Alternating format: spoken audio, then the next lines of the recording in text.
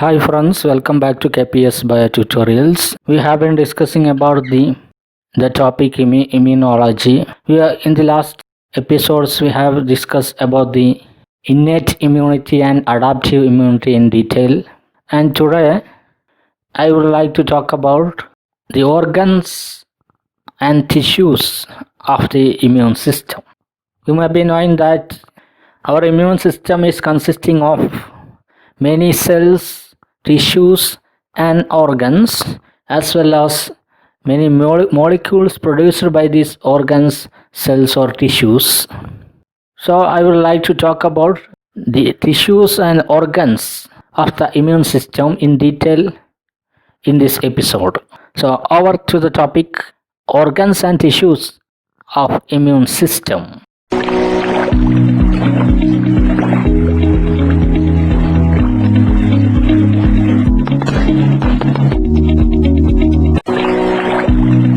Welcome back to the topic organs and tissues of immune system once again.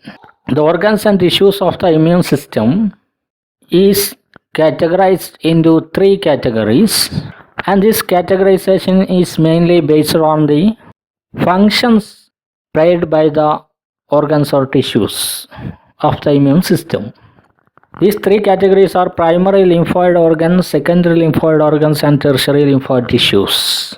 First upon the primary lymphoid organs, they provide microenvironments for the development and maturation of lymphocytes. You know, the lymphocytes are the key place of the adaptive immune system, and these lymphocytes, B and T lymphocytes, they are developed and matured from the primary lymphoid organs. The thymus and bone marrow are included in this category, that is primary lymphoid organs, where the development and maturation of the B and T lymphocytes occurs. And the secondary lymphoid organs, in which the antigen is trapped and provide a site for lymphocyte to interact with that antigen. So the secondary lymphoid organs are the actual site of antigen encountering with lymphocytes.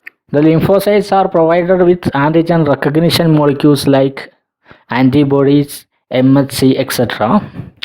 So with the help of these recognition molecules on the surface of the lymphocytes, as well as the molecules secreted by these lymphocytes, they first recognize an antigen and elicit appropriate immune response against these antigens. So this direct interaction between antigen and antibody, or antigen and the immune cells like lymphocytes, are taking place from the secondary lymphoid organs. The lymph nodes, spleen, then mucosa associated lymphoid tissues or MALT, and gut associated lymphoid tissue or GALT are the examples of secondary lymphoid organs. So though it is named as secondary lymphoid organs, many tissues are also included in this category, like mucosal associated lymphoid tissue and gut associated lymphoid tissues. So actually this classification is based on purely on the function of the tissues or the organs played. Then the tertiary lymphoid tissue, it imports lymphoid cells during an inflammatory response, contain fewer lymphoid cells than secondary lymphoid organs. So here there is only a minor interaction with antigen is taking place. Here in tertiary lymphoid tissues, there is no much lymphoid cells when compared with the secondary lymphoid organs. The prominent of these are the cutaneous or skin associated lymphoid tissue, or SALT or CALT. So in our skin there is a tissue, namely cutaneous lymphoid tissue or skin associated lymphoid tissue, which can import lymphoid cells when there is an infection and to produce the inflammatory response. So this tissue prevent the entry of pathogens through the skin. So this is said to be a tertiary lymphoid tissue. So from the primary lymphoid organs, the B cells and T cells are developed and matured. Then in secondary and tertiary lymphoid tissues, these B cells and T cells encounter the antigens. And the difference between secondary lymphoid organ and tertiary lymphoid tissue is, in the secondary lymphoid tissues or organs, the major antigen antibody interaction is taking place. The most amount of the antigen antibody interaction is taking place within the secondary lymphoid organs. Whereas in tertiary lymphoid tissues, there is only a fewer lymphoid cells, so there is a minor type of antigen antibody interaction is taking place. So this is in brief about the classification of the organs or tissues of the immune system. Then we can analyze in detail about the primary lymphoid organ, thymus. I told you the primary lymphoid organs include thymus and bone marrow. Now we can analyze thymus. It is the site of T cell development and maturation. The T cells are actually named as T cells because it is developed from thymus. The T indicates the thymus. So thymus is the site of development and maturation of T cells. And when we analyze its anatomy, it is a flat bilobed organ situated above the heart. The location of the thymus gland is just above the heart, and it is a bilobed. It has two lobes, and each lobe is further divided into many lobules, small lobes, namely lobules, and each lobules are separated by a septa or trabeculae. So it has two lobes, a right lobe and left lobe. The average weight of the thymus is about 70 gram in infants. The weight is about 70 gram in infants, and as the age increases, the size of the thymus began to reduce, and this is called involution. And when the person become elder, the size of the thymus will be reduced up to 3 gram. Remember that in infants its weight is about 70 gram, whereas in elder people it is about 3 gram. So the diminishing in the weight of or size of the thymus is called involution, which is an aging process. As the age increases, the size of the thymus will be considerably decreased. And when we analyze the structure of thymus in detail, here you can see the tissue of the thymus, and each lobule is surrounded by a capsule. There is a capsule which envelops each lobe of the thymus, and each lobe is further divided into many lobules, and each lobules are separated by a connective tissue, namely trabeculae. Here is the diagrammatic structure. This is called the trabeculae, and this is one lobule, this is another lobule, and each lobule is further compartmentalized into two compartments. The outer densely packed compartment or cortex, the outer region, which is a densely packed, that means it is densely packed with numerous various kinds of cells, and this region is said to be the cortex, which contain different types of cells, mostly the immature T cells called thymocytes. These small cells are called thymocytes, and which also contain many other types of cells, namely cortical epithelial cells. Then there is a large cell with extended cytoplasmic region, namely nerve cells. And in this way there are different types of cells in the cortex, and it is densely packed of these cells. Whereas in medulla, this is the inner part is called medulla. Here it is not densely packed and it is sparsely populated with thymocytes. There is only a few numbers of thymocytes and other cells. So in this way, each lobules are further partitioned into outer cortex and inner medulla. And the cortex and medulla are, which I told you already, the cortex and medulla are which different types of cells. They include a stromal cell network. It form all these cells together form a network named stromal cell network, which is composed of epithelial cells and dendritic cells, macrophages, and they make up a framework of organ and contribute to the growth and maturation of thymocytes.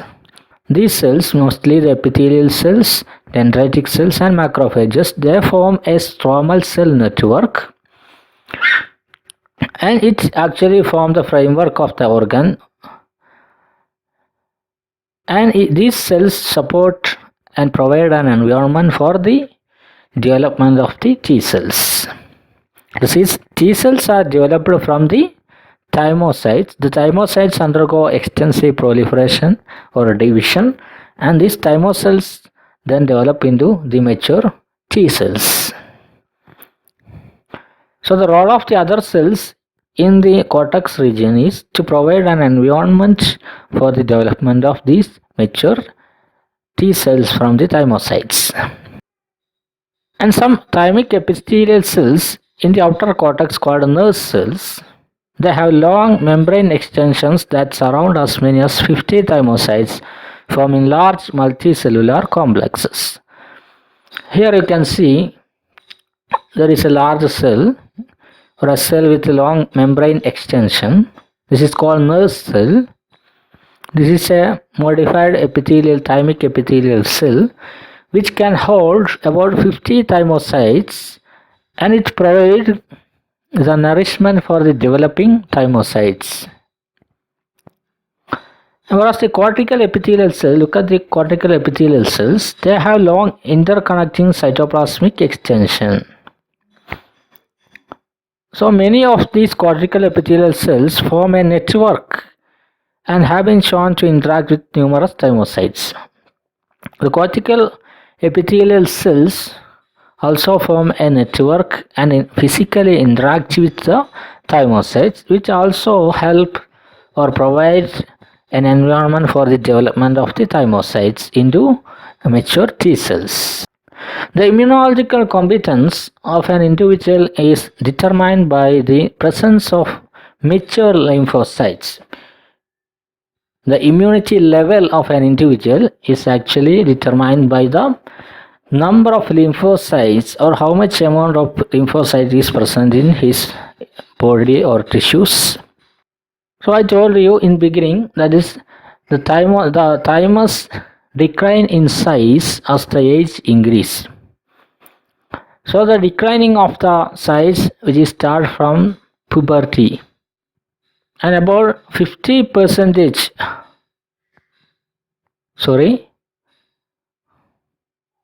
by the 50 years of age, 80% of the thymic stroma is converted into adipose tissue by a process namely thymic involution. So as the age increases, the size of the thymus decreases, thereby the number of T cells produced also decreased. And when the person at an age of 50 years, about 80% of the thymic stroma will be diminished and it is converted into adipose tissue. So what is happening that the thymic epithelium become first fibroblast cells, then it become pre-adipocytes, and these adipocytes will be packed or converted into adipose tissues, and thereby there is a decrease in both cortical and medullary cells and increase in the total fat content in the organ. You know, the adipocytes are the storage cells for the fats. So fat will be stored in the adipose cells, and thereby finally the number of T cells produced will be reduced significantly, and the number of the amount of fat deposition in the thymus will be increased. This process is called thymic involution. Now the second primary lymphoid organ is bone marrow. The bone marrow is a soft, spongy, gelatinous tissue found in the hollow space in the interior of the bones. The average weight of the bone marrow is 4% of the total body weight, that is about 2.6 kilogram in a man with a 65 kilogram weight. A person with a 65 kilogram weight have a 2.6 kilogram of bone marrow. That is 4% of the total body weight is composed of bone marrow. In bone marrow, there is a cells, namely progenitor stem cells, which line in the bone marrow. They produce new blood cells and stromal cells. From these progenitor stem cells, the blood cells are produced. Bone marrow is the site of origin of many of the blood cells, and they are produced from the progenitor cells or stem cells. In human beings and mice, bone marrow is the site of B cell origin and development. In human beings, the B cells are originated and developed from the bone marrow. The site of B cell development may vary among different animals. That means in all the animals, even that belongs to class Mammalia, the B cells are not developed from the bone marrow. The B cell development, the site of B cell development may vary in different animals. In human beings and mice, I already told, the site of B cell development is bone marrow. Whereas in birds, the B cell is developed from bursa of Fabricius. This is a lymphoid tissue associated with their gut. So from this lymphoid tissue, that is bursa of Fabricius, the B cell is developed in the case of birds. So actually this bursa of Fabricius indicate the B of the B cells. In cattle and sheep, in their early gestation period, the B cells are developed from fetal spleen, whereas in cattle and sheep, in their later gestation, in the later gestation period of cattle and sheep, the B cells are developed from ileal Peyer's patch, that is a patch of tissue embedded in the wall of the intestine, from which this ileal Peyer's patch in cattle and sheep, in their later stage of gestation, the B cells are developed. In the case of rabbit, B cells are developed from the gut associated tissues such as appendix, gut associated tissues or appendix. So in this way, in the case of animals, the site of B cells are varying. In all animals, the site of B cells is not bone marrow. It may be bursa of Fabricius as in the case of birds, or fetal spleen or ileal Peyer's patch in the case of cattle and sheep, or it may be appendix or gut associated tissues in the case of rabbit. In this way, the site of B cell development may vary. So I hope all of you understood about the primary lymphoid organs, that is thymus and bone marrow. Remember that thymus is the site of maturation, development and maturation of T cells, and bone marrow is the site of development of B cells in the case of human beings and mice.